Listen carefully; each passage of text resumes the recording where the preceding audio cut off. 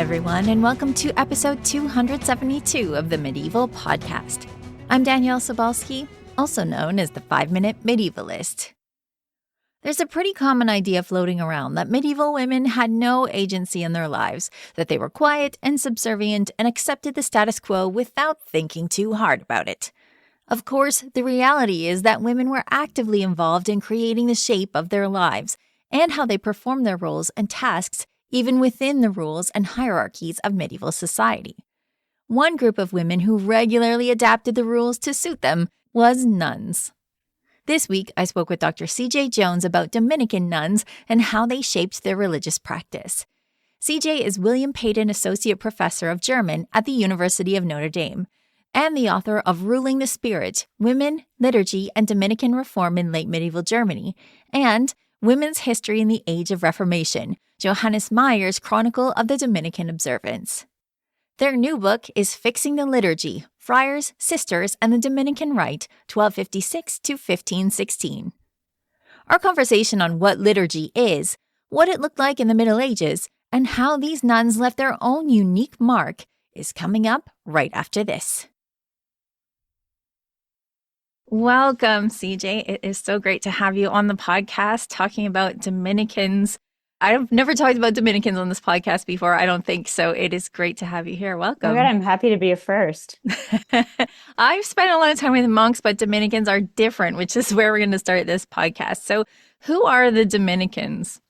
Yeah, absolutely. The Dominicans were a new religious order founded in the 13th century, and they were interested in responding to a lot of new energy within the church. There's sort of a revival movement in the church at the time, and they wanted to reform spirituality in Christian Europe.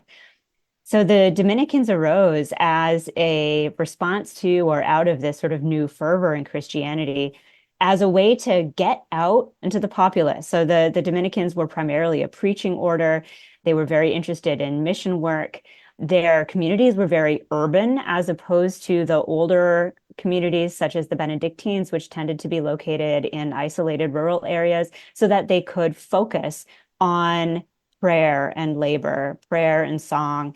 The Dominicans really wanted to be focused on preaching, on hearing confession, and on interacting with the laity in a way that the older orders had not made a priority. Yeah, and this is a really big difference when you get down into it. So many times when I was looking into the research for my monk book, people use words like monks and friars interchangeably, but there is an absolutely massive difference in that monks are meant to be enclosed and friars, like the Dominicans, are meant to be out, right? Absolutely. They're meant to be out in the streets. They're meant to be loud. They're meant to be visible. They want to be interacting with people. They want a public face. Yes. And so the Dominicans are following a man who became Saint Dominic, and his real priority was making sure everything was done right. So we have Francis, the Franciscan order is created around the same time, and Francis is like, anybody can be a Christian. We can all like be sitting with birds and talking to birds and talk about Jesus, and this is great. But Dominic was really focused on doing things right. Have I got that right? You do. Yes. So doing things right. Dominic was very committed to orthodoxy.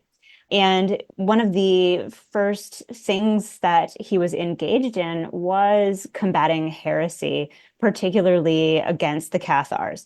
And this is related to what I was saying earlier about this religious movement and the religious movement that the Dominicans were responding to. Dominic started his idea, he started the idea of his order because he saw that the Cathars, although they were theologically heretics, were actually living a way of life that was much more religious than many of the clerics that Dominic interacted with. And so Dominic said to himself and to the people around him, well, if we're going to convince these people that their heresy is wrong, then maybe we should start practicing what we're preaching. So yes, Dominic was interested in doing things the right way, but that meant not only theological orthodoxy, but also this sort of pious form of life. This is also where the women's branch of the order comes in. The very first community of women affiliated with the Dominican order was founded by Dominic as a sort of refuge or a halfway house for women that they were converting away from heresy. So they founded a community where women could stay to leave the Catholic communities, to leave the heretic communities, and re-enter the Christian church. And I think that it's important to understand where women start to come into Dominicanism because they are not allowed to preach. So it's weird in some ways, sort of from a theoretical point of view, to have women involved in an order when they can't preach at all. It absolutely is. There's a really strange tension there. And often, I mean, throughout the history of the Dominican order, there's been a back and forth on what the role of women are in the Dominican order, to the extent that in the early days, the Dominican friars argued that there should not be any women affiliated with the order in any serious way. Dominican friars providing confession for communities of women was one thing that could be fine. They did it for lay women as well. But whether there should be a formal branch of communities of women that the Dominican friars were responsible for overseeing in a more practical way, in a more direct way, that women should have a set of rules and constitutions that were related to the ones that the friars themselves followed, that was pretty controversial. Yeah, it's not a simple thing to reconcile. And especially what I'm getting at when I talk about Dominic wanting to do things right is this is an order that is really based on text, because we're going to get into text in a minute. So what does the text say about who is allowed to be here, who is allowed to preach, and all of that stuff? And so for people who are following, a very rule-based way of life, it is something that they had to really kind of work around in order for women to be involved in the order. And then Dominican nuns became quite a thing. There were quite a lot of Dominican nuns throughout the Middle Ages, right? There were, especially in southern Germany and northern Italy. For whatever reason, that region was incredibly attractive. The Dominican in that region, Dominicans were incredibly attractive to women as an order to join, as an order to affiliate themselves with. So the city of Strasbourg, which is now in France, but during the Middle Ages, it was German speaking. The city of Strasbourg alone had 9 convents of Dominican women. And that tells you something about how thick on the ground they were, how very popular the Dominican order was for women in this region in the middle of Europe. And so your book is called Fixing the Liturgy. It's about the rules and the ways in which women practice their faith within the convent. Specifically, women is where you're putting your focus on in this book. But we need to figure out, I think, for people who were not born Catholics, we're not raised Catholics, what do we mean when we're talking about the liturgy? Because this is a really important part of the book. Yes, it is the center of the book is what is liturgy and how do you do it? So the liturgy actually has historically been defined in a number of different ways by scholars, and I take a pretty big tent approach to it. In the past, some people have understood liturgy to mean only the Mass and only the rite of the Mass. So that would be what the priest does in church, generally on a Sunday. This is something that lay Catholics, even today, are obligated to participate in as part of their Catholic faith. But it's only really a priest who does much of the ceremony. He's the center of it. He's the main actor. Scholars today understand the liturgy much, much more broadly as encompassing all sorts of ritual action that women and that lay people also participate in as well, provided that it is structured, communal, and regulated by some sort of authority. So simply going into your private room and praying whatever comes into your head, that's an act of piety, but it doesn't count as liturgy because it is not regulated and it's not communal, it's private. So in addition to Mass, other aspects of liturgy would be collective prayer hours. This is the main occupation of religious women in the Middle Ages, not just Dominican nuns, but nuns belonging to any order. They would spend about 8 to 12 hours a day, depending on how demanding the obligations were for that day, praying and singing together in the church. And there were really structured rules about what songs they were supposed to sing, what texts they were supposed to read, and what prayers they were supposed to recite. And that broader sense, encompassing Mass, but also these prayer hours that we call the office. The office is the technical term used in scholarship for it. Both of those things, for me, comprise the liturgy. So before we get into what actually works within the liturgy, who is deciding? So you're saying that this is based on authority. So who is the authority in the Dominican order for deciding what we do on which days? For the Dominican order, this is actually quite interesting. The Dominican order was unique among orders in the Middle Ages in the way that they structured their governance of the order at large. The Dominican order instituted an elected legislature of representatives who would gather at first once a year, and then later in the Middle Ages, when the order spread more and it became geographically more difficult for them to travel to locations every year. So this legislature would meet to vote on changes to the order's constitution.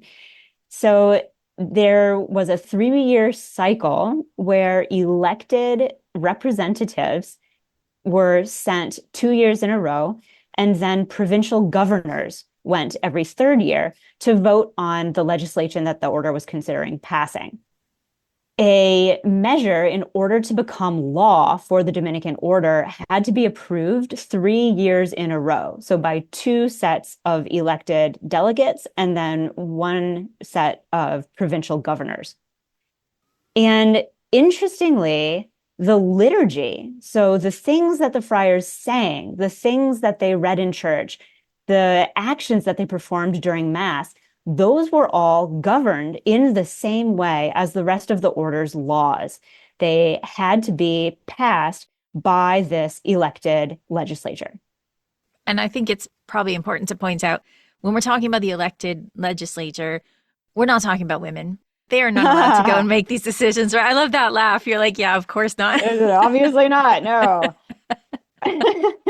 Yes. So, and this was one of the tensions, I think, that I maybe should have mentioned earlier, talking about the sort of contradictory ways in which women participated in the Dominican order, where the Dominican friars were very, very public facing, very much about preaching, very much about interacting with the laity. That was considered extremely inappropriate for women at the time, very dangerous for women themselves, potentially putting them into compromising situations, and very tempting for men who obviously cannot control themselves around religious women or women at all. So because this elected legislature they did not have Zoom in the Middle Ages. So the elected legislature depended on people physically traveling to be together in the same place. Women obviously were not permitted to participate in representative governance because they were not allowed to travel, nor even, honestly, ideally, be outside the convent at all. Yeah. So if I was saying earlier that monks and friars are quite different in what they're doing, nuns in the religious orders related to Benedictines and the ones related to friars, it's the same type of thing where you're supposed to be enclosed and never leave, and you can't actually perform masses yourself. You need a priest for that. So if people are like, this sounds very similar, it is very similar when it comes to women and how they are worshiping for both the mendicant order, so the friars, and for the orders of monks. So Just wanted to make sure that is, because, when you're trying to make the differences clear, you also have to make the similarities clear, which makes me think that maybe I've gone off track here. I need to get us back onto track. So in the book, you talk about interlocking systems, especially about time. And I think the way that you put it in terms of interlocking systems is a really great way of thinking about that, where there are so many different aspects of the liturgy that have to work within the day, within the week, and within the Christian year. So can you explain to us, what are they doing during the day? We know that they're praying and they're singing, but how does this work in terms of having to schedule things for certain times? Yeah. So as I was mentioning earlier, the prayer hours of the office take up an enormous portion of the day. What they're supposed to be doing during those times of prayer and song is commemorating some aspect of the Christian faith.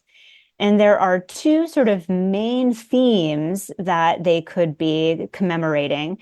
on any given day. One of them being the cycle of feasts. And when I say feast, I mean sort of celebration in general. Feast, it does not involve food, sadly, I guess. Disappointingly, it did not involve food. The sort of technical term in liturgical vocabulary for talking about a particular celebration. So there's a cycle of these celebrations called feasts that commemorate the moments in Christ's life. And we still celebrate many of these in Christian churches today, not just the Catholic Church. The big ones, obviously, are Christmas and Easter. Those are the sort of anchor points around which we now think about the Christian year running, how we think the Christian year operates. In the Middle Ages, it was also really important to celebrate the saints and to commemorate the saints. And we actually also do this today, although in ways that people no longer really think about consciously. Valentine's Day, for example, is actually originally a commemoration of Saint Valentine. Mm-hmm. So there are these two groups of celebrations that the religious people in the Middle Ages were obligated to observe. And there's so much to sing for any given commemoration that you can only do one per day. I mean, this takes 12 hours. If you had two of these things that you tried to do in one day, you would literally not even sleep. So, so back in the Middle Ages, as still today, Easter moves around in the year. Every single year, Easter is on a different date because it's calculated according to a lunar cycle, and it does not have a fixed date in the way that, say, for example, Christmas does, always on December 25th, or Valentine's Day does, always on February 14th. Easter can be different. And there are a number of different feasts, these commemorations, that move around the year attached to Easter. So they can all be about a month earlier or later, following Easter around as Easter sort of floats back and forth year to year. And because all of these celebrations move around, that means that they can conflict with different saints' celebrations every single year. We now may only have Valentine's Day, but in the Middle Ages, there were a lot of saints that you needed to commemorate, and the calendar was pretty full. So chances were really, really high that these celebrations that were moving around attached to Easter were going to conflict with something. And when that happened, communities had to make decisions. All churches, this is not something that just affected the Dominican order. This affected all of the religious orders, the Benedictines, the Cistercians, the Franciscans. It also affected cathedrals. It affected parish churches. This is just something about how the Christian calendar worked in the Middle Ages. When some of these celebrations connected to Easter conflicted with a saint, you had to make a choice. Which one are you going to do? So you have this hierarchy, and I'm laughing about it, but they actually did have to figure out which is most important to celebrate on which day, because this is actually theologically very important. And one of the things that you're talking about, celebrating saints, each community also has local saints that they have to throw into the calendar as well. So it's not even the same from place to place within the same order, because you might have a local saint that has to be celebrated too. Exactly. So, and it becomes this Venn diagram of commitments and saints. So any order will have its own set of saints that are really important to it. And all the communities of the order need to celebrate these saints. The really obvious ones are the Dominican order celebrates Dominic. The Franciscan order celebrates Saint Francis. The Benedictine order always commemorates Saint Benedict. And the orders might celebrate the saints of the other orders as well, but they don't carry as much importance and weight for the other orders as they would for their own order. So the orders are one influence, and then you go geographically by bishopric or diocese. So every diocese has these local saints. In Germany, it might be emperors who are known for founding the first church in the area, or it could be Irish missionaries who were the first people to Christianize the German barbarians and Yeah. who are still then in the Middle Ages commemorated as being the people who brought Christianity to the region. But these missionaries were different, were sent to different parts of Germany. And so different parts of Germany commemorated different saints as their sort of Christian founders. And then even smaller than that, individual cities will have particular saints that are especially important to them, and nobody else cares about them. Yeah, it's true.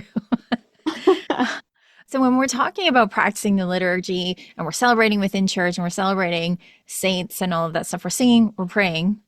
So this is sort of a list of things just to get into the weeds a little bit more. This includes things like reading from the gospel, reading from the church fathers, certain hymns that you have to do. So can you tell us about those technical details that go into each celebration?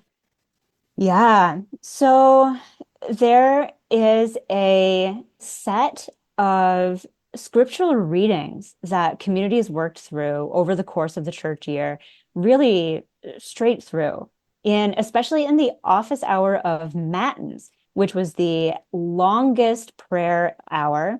And it was done in the middle of the night.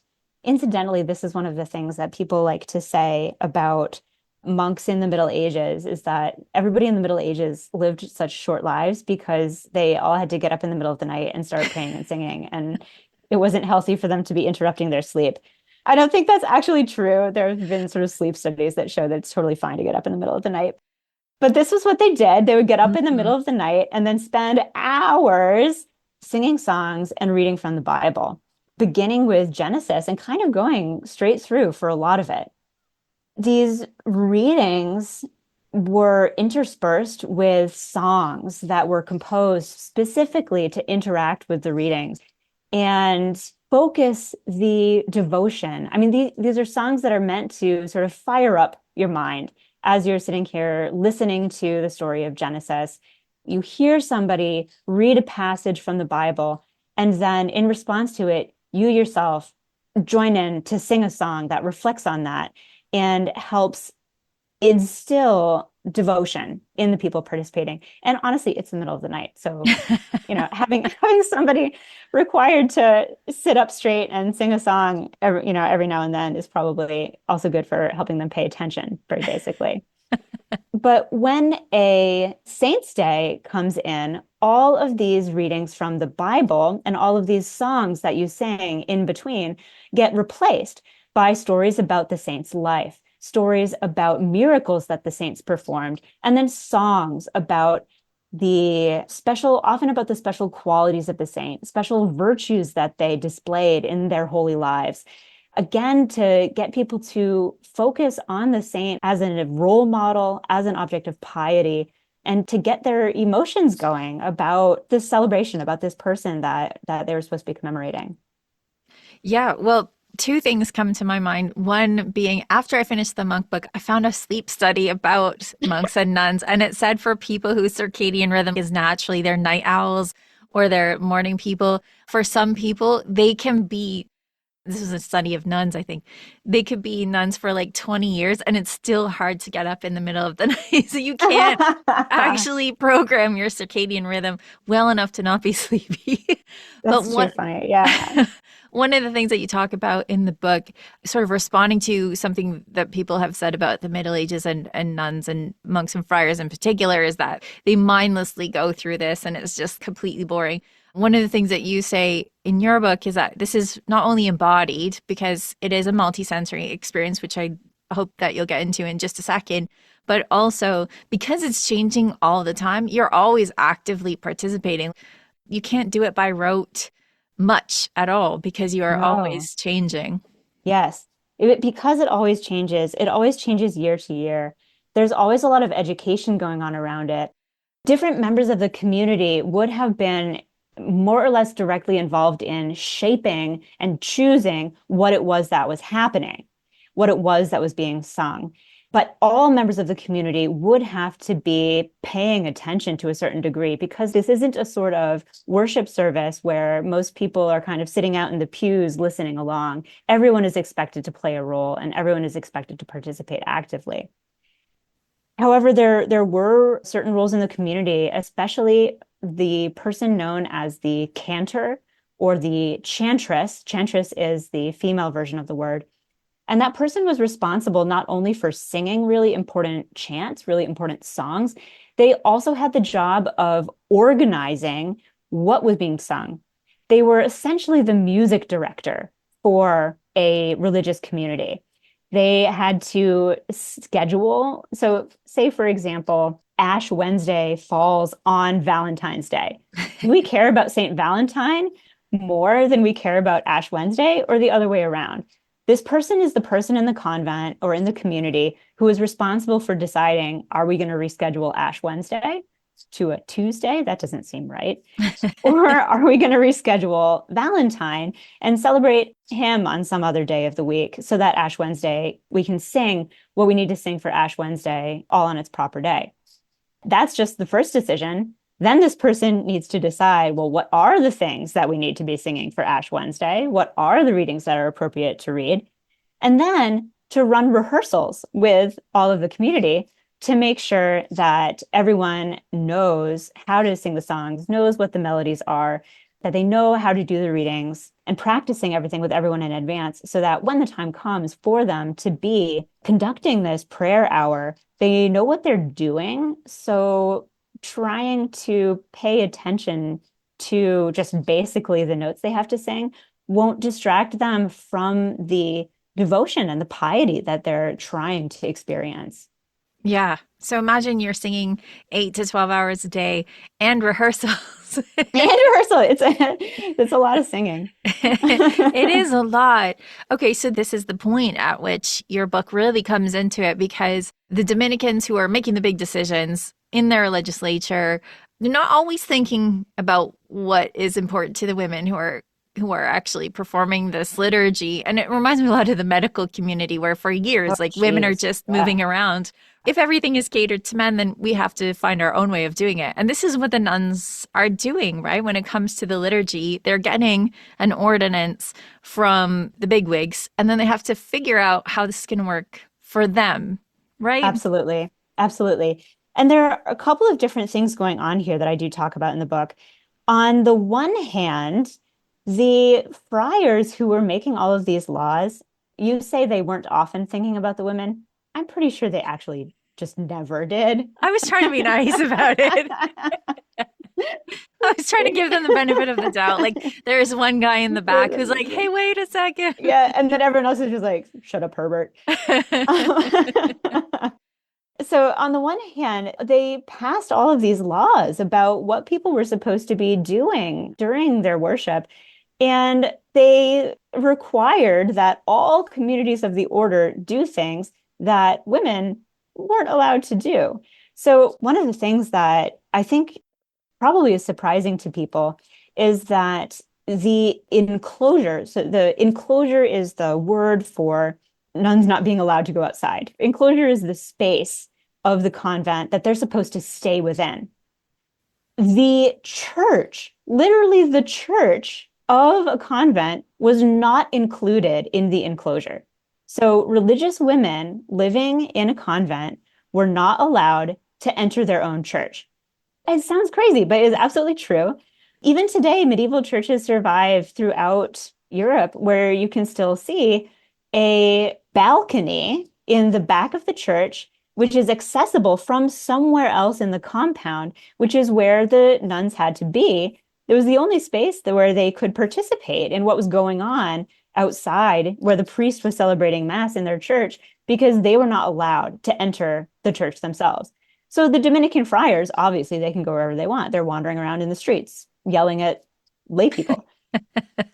So they write up all of these elaborate, beautiful, richly multisensory ceremonies that involve going into the space of the church that is also open to the laity, because this is all what the friars are all about, is this connection to lay people.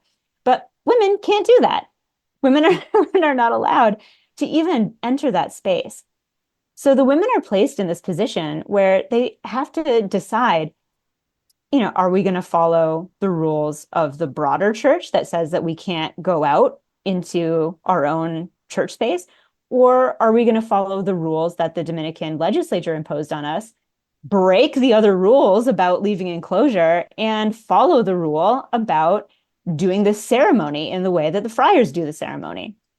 And what's interesting that I found is that different communities of women made different decisions about that. So there are a lot of women's communities who really followed the sort of patriarchal rules of the society and said, well, we've got to adapt this ceremony because we can't go outside. But there were also communities of women who valued their identity as Dominicans and who valued their connection to the Dominican order more than following some silly rule that somebody might give them about where they could or couldn't go, and performed the ceremonies of the Dominican order exactly as the friars did, going into the spaces where they technically weren't supposed to be. This is a big deal. This is a really big deal. And I think what's interesting about this is because they were enclosed, they were speaking to each other, and I mean other convents, through writing. So they were like, here's what we're doing and here's why we think we should be doing it, and sharing this with other women. Maybe not sharing it with, again, the legislature, because who cares about what these women are doing, but they're sharing it with each other, being like, well, here's how we've solved this problem in case it's useful to you. And I love that communication between the convents and women, and saying, well, I think this is how we should do it best. Yes. And that is one of the really sort of beautiful things. This is especially a phenomenon in the 15th century. There was a major reform movement, not just among the Dominicans, among other orders as well. Some of it involved, again, trying to crack down on women who were going outside when they weren't supposed to be going outside and things of that nature. But a lot of it was, again, about inspiring greater piety and living in a way that would be more pleasing to God. People actively wanted to live more religious lives. And so they engaged in these reform movements in which they decided that the orders had been set up to create rules, to create laws that would help people lead better lives. And so maybe we should follow these things more strictly instead of going outside. Women were actually choosing this. And in some instances, we do have actually letter exchanges where a community of women wrote to another community that had a reputation for being particularly holy and said, like, hey, we would like to live more religiously as well. Can you give us some tips? There's a letter exchange that went over a period of several years in which the women wrote back and forth and sent each other books, sent each other gifts. In addition to practical instructions, they developed prayer agreements where they would pray for each other and sort of let each other know when a community member died. And it became much more intimate in a way, across this distance than just, how are we supposed to live well? But the other way in which these connections got made, which is honestly even more interesting, is that women did get moved. So one of the main ways in which a community was reformed and taught to lead a more religious, more perfect life, whatever that might mean, was by selecting a bunch of exemplary women from one convent and shipping them off somewhere else. This would seem to break the rule about enclosure. Everyone was aware of this. And we actually have some wild descriptions of covered wagons that they would set up to try to create these sort of movable enclosures so that the nuns that they were shipping around from convent to convent did not come in contact with the outside world, even while they were moving geographically across quite long distances. But then these women would get relocated into a new community as the sort of ceremonial experts, religious experts. That they were the people who really knew what was supposed to be happening and knew what they were doing. However, as we were mentioning earlier in the conversation, every town had different sets of saints, different sets of celebrations that they needed to observe. Every diocese had different founders, different local rulers who had founded churches and who needed to be commemorated. So these women would show up in a new convent, supposedly as the experts on liturgical celebrations, and discover all of a sudden, oh, hey, I guess we have to figure out how we're going to incorporate this saint who I've never heard of before So a lot of the documents that I used to write this book show these different layers of planning where some women, expert in worship, expert in the liturgy, expert in religious life in one location, would get moved to a different community, take these books of instruction with them, sort of take their manuals, their handbooks to help themselves with them, and then they're covered in scribbles because a lot of the advice that they had made notes for themselves about in their first community didn't apply anymore when they got to their new place. I think what I hope is coming out of this conversation, definitely coming out in the book, and something that you get at the end is talking about this agency of women. So like so often, and I think this is getting better in the scholarship, women are almost thought of as being like dropped in the convent where they just do the same thing every day and like nothing changes ever. And that this is a choice that maybe they're not making for themselves. There's an idea that they're just kind of thrown in there. They don't have any agency. But I'm hoping that's what's coming out of this conversation is seeing how people were actively involved in their spirituality, how they were invested in it, how participating, one of the points that you bring up, especially at the end, is that participating in this is agency. People are actively involved in the liturgy and they care about it. And so this is it's kind of like the fundamental thing about feminism. Say you want to go home and stay at home and be a wife and have kids. You should be able to do that. And it's the same way, I think, with these nuns. Just because you are in a convent doesn't mean you can't make decisions for yourself. You can and you should. And here we see it happening. Absolutely, absolutely. And one of the main things that I found is that it was not possible for women to be dropped down in a convent and then do things by rote all of the time and never make any decisions. They were situated in the midst of a number of intersecting systems that contradicted each other. In order to do anything at all, they had to practice agency and make decisions about what they were going to do day to day. There was no space where they could just kind of read along by rote. The systems that they were placed into did not permit them that kind of passivity.